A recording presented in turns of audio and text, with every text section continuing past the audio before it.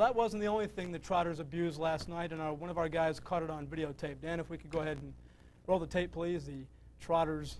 Yes. This is Curley, a fine ball handler. Now, I thought maybe I could steal it from this guy, but he's a pro. All right, when I'm ready to leave, look at this. Look, okay. Yeah, I got showed up by like a 10-year-old. Wait a minute, did I see you pouting there?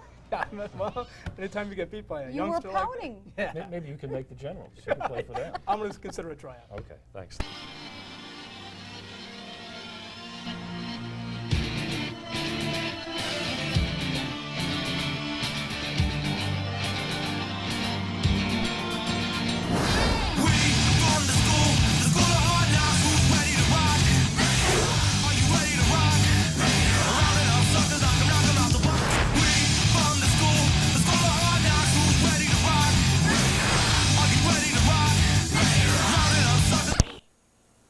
I know this is your living room time, but could I maybe finish watching the Globetrotters out here? It's the craziest game I've ever seen.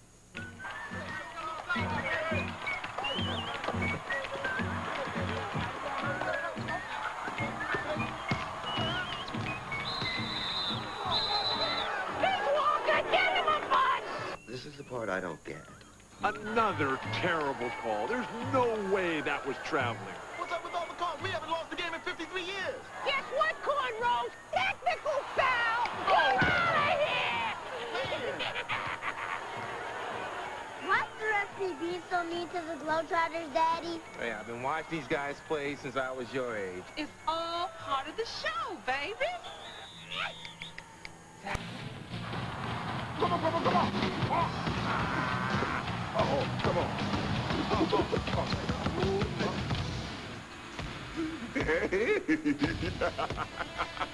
Daddy can't help you. Daddy can't help you.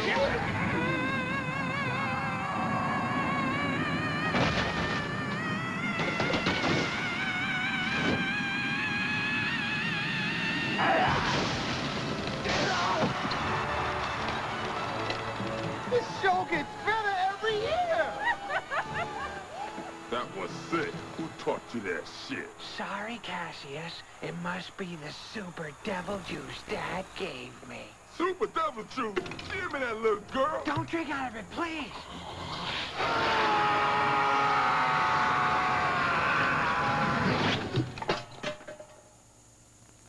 Now that was some straight-up David Copperfield shit. And the Nationals playing some good basketball. They are. Hanging in here. Well, here comes the lead. And this is their patent. This is what starts the ball. Look out. This is what makes it all go for them.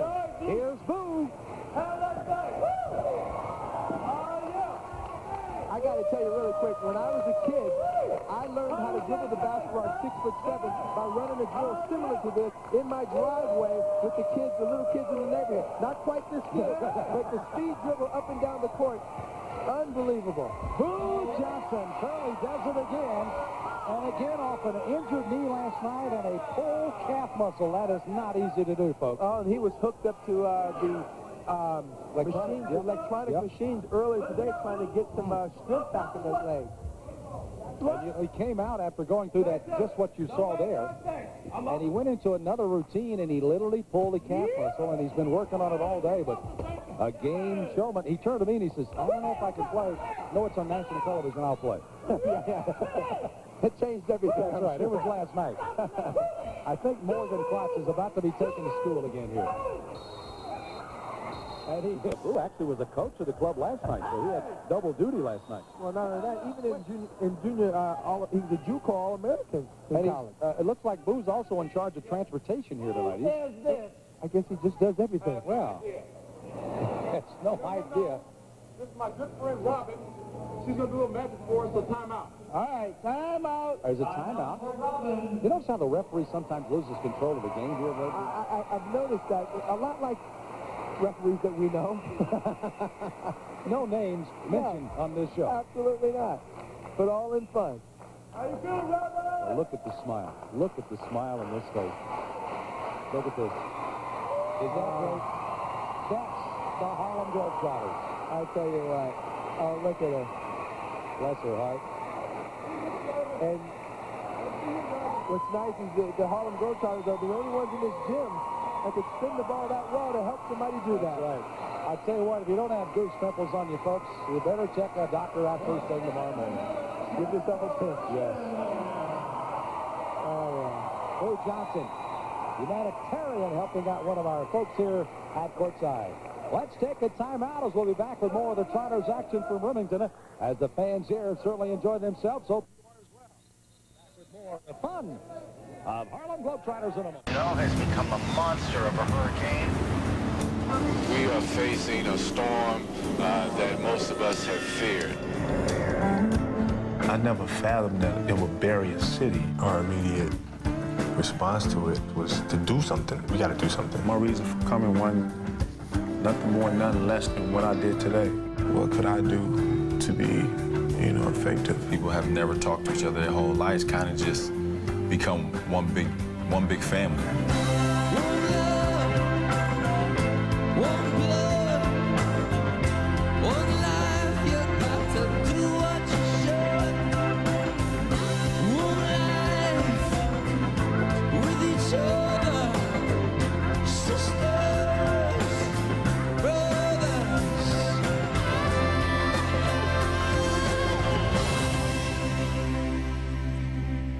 Of the crowd here at Toyota Center in Houston, the one and only Harlem Globetrotters.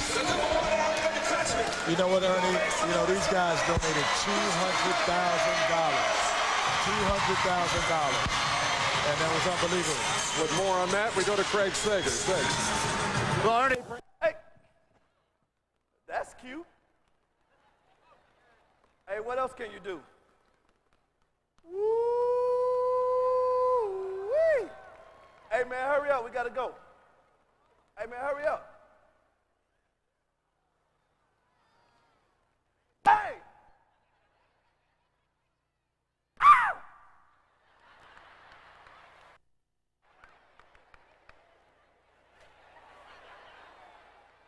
No Super Bowl for you. Hey, Curley, if you're so good, won't you go faster? Faster. Faster, faster, faster, faster, faster, faster, faster, faster, faster, faster, faster, faster, faster. Woo! That was a great job, man. Hey, man, let's go. That was, hey. Hey, man, pick up that ball and let's go. I said, pick up the ball and let's go.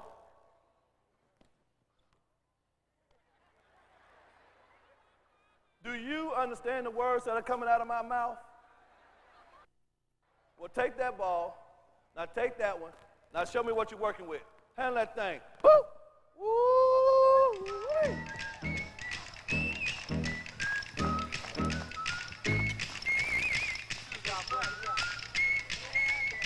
I can't hear you. Handle that thing, Curley. Woo-wee. Hey, man, go get the ball. Hey, get the ball, man.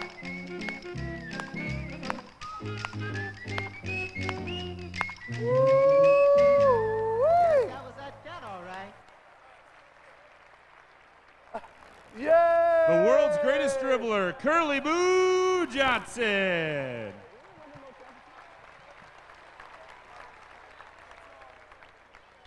How you feel, Curly? Uh-oh. Pow. Uh-oh. Uh-oh.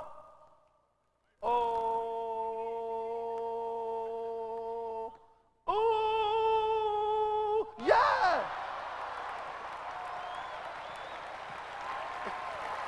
The great Curly Boo Johnson. It's on film, too.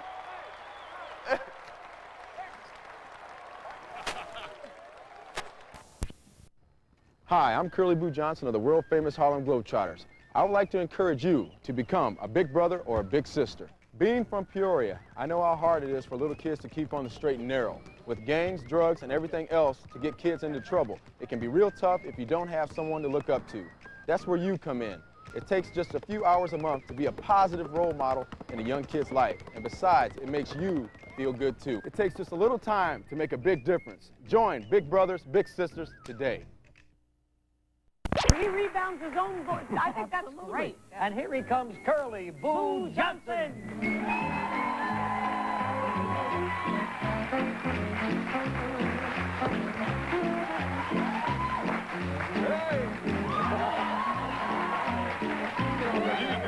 That's a piece of cake. Oh, yeah, baby. That's terrific. There they are.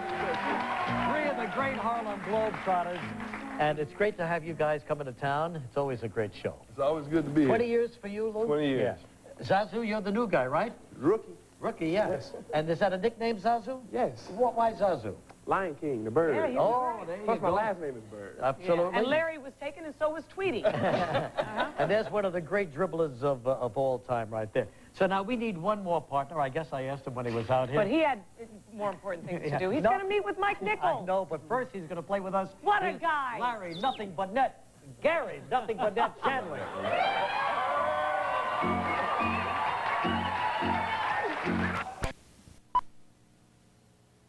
Oh, come to you. Uh-huh.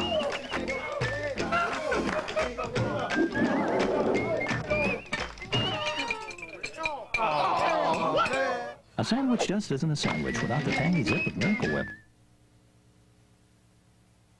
Make me laugh off the air. Remember, he was one that was a finalist.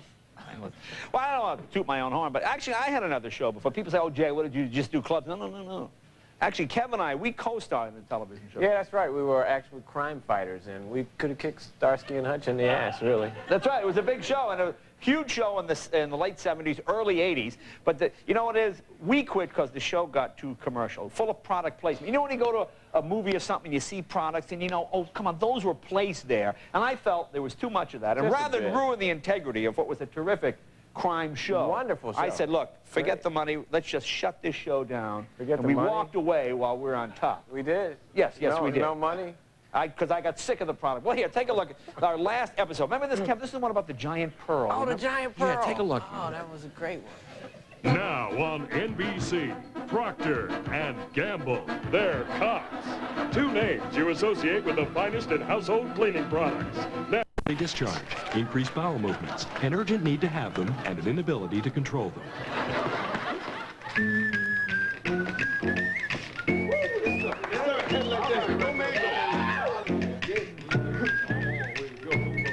Wow, the Harlem Globetrotter. Hey, what are you guys doing in town? Woo! We're in town to promote our favorite dressing, Kraft Miracle Whip.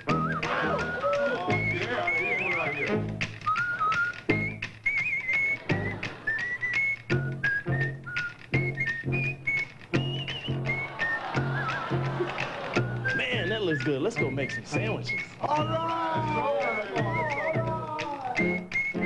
Drugs kill dreams. I'm Curly Boo Johnson of the world-famous Harlem Globetrotter. You can do great things if you don't do drugs. Drugs destroy dreams. Check out drugfreeaz.com.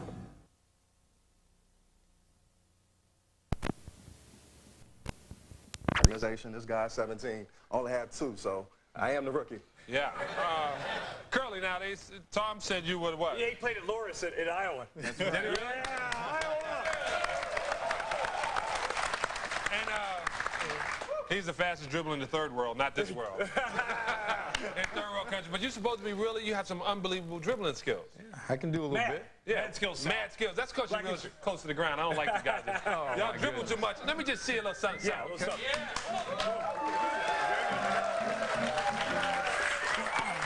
And I'll be ready. Here it comes. You asked for it, Tom. No, not on purpose. Faster, Carol.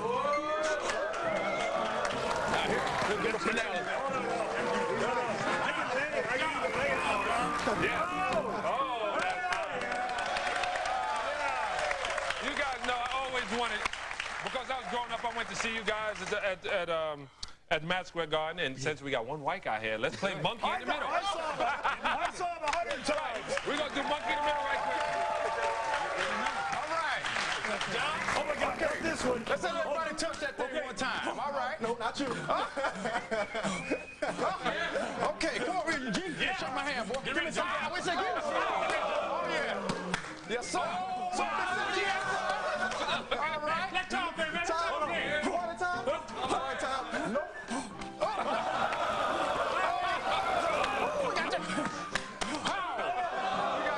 I got the old guy. All right, we might as well. We might as well. There it is.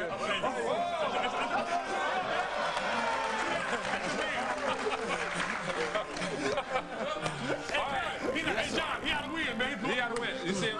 Way to go, John. Okay. Do something with it. You all right? Put it on your buttocks up. What? Put it on your buttocks up. So you do that spinning thing. Okay. Is there any way you can teach me to do that spinning thing? Sure, why not?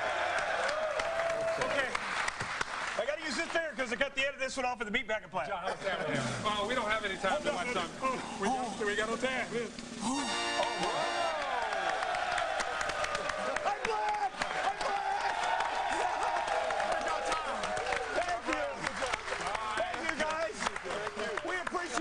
So much. We love you guys. You can catch the Globetrotters February 19th at the Arrowhead Pond. Oh, my God. And at the Staples Center February 21st. Check out their website for more details. We'll be right back. Sweet Georgia Round.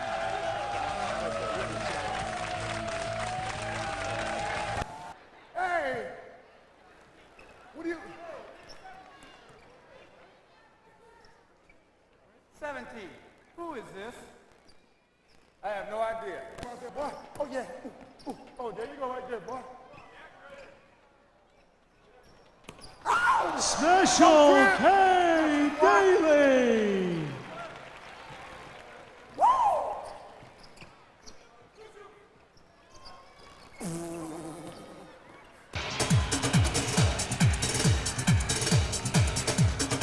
Our first player is a 5'11" guard, the 17-year veteran from Loras College. He's the first athlete in the history of that school to have his jersey retired.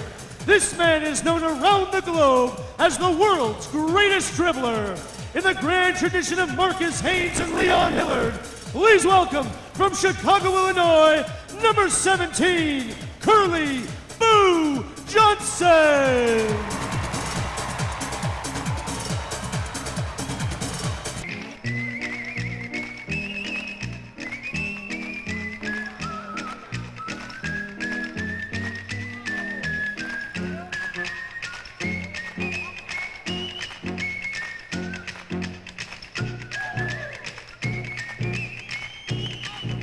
Curley Boo Johnson.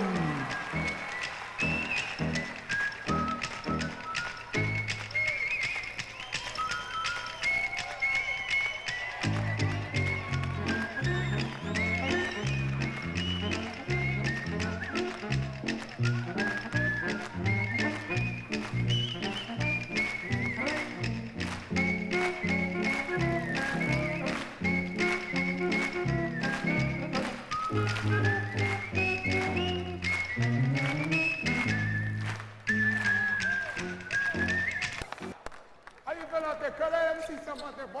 Yeah. Ooh, wee. Watch out for the midget. He like boys. Watch out. Watch out. Woo! Okay. Woo! Ooh. Ooh, wee. Oh. Yeah. Curley Boo. With that action figure. Yes, you can answer. Pardon me? I touched it and looked at it, and that's when the blast went off.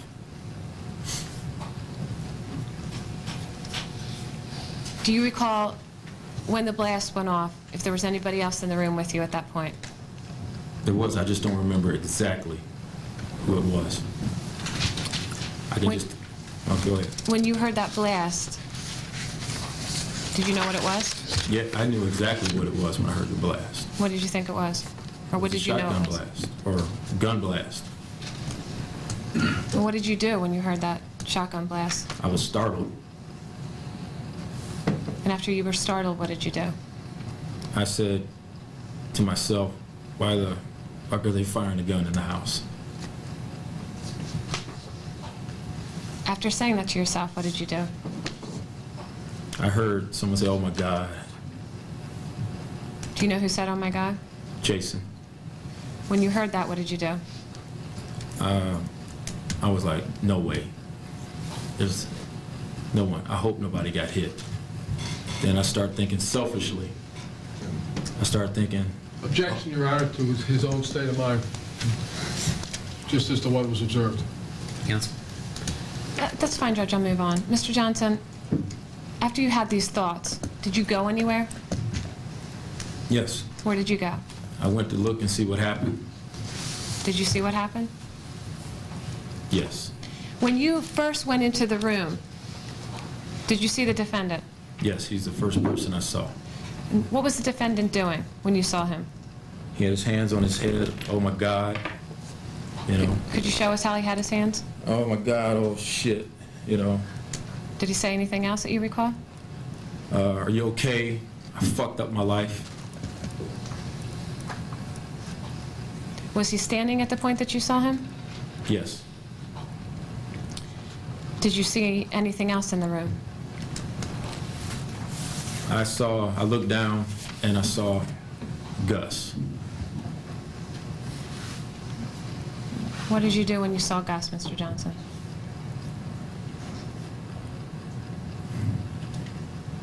I paused for a second, then I knelt down to him. Did you actually see Mr. Christofi? Yes. I tried to talk to him. What did you say? I yelled out to him, Gus, are you okay? Gus.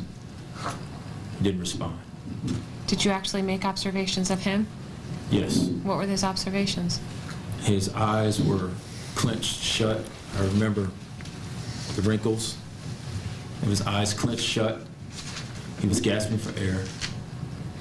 And I looked down at his chest and I saw that his shirt started to saturate in red blood. What did you do at that point? I still tried to talk to him, and the tension in his face, it eased, it subsided, and I didn't see him gasp anymore. And at that time, I just said, hell no. And I ran out of there pretty fast. Mr. Johnson, when you were down with Gus, Mr. Christofi, and you were making these observations and trying to talk to him, were you aware of anything else that was going on in the room at that time? Could you repeat the question? I'm sorry, I just lost my train of thought. It's okay. I understand.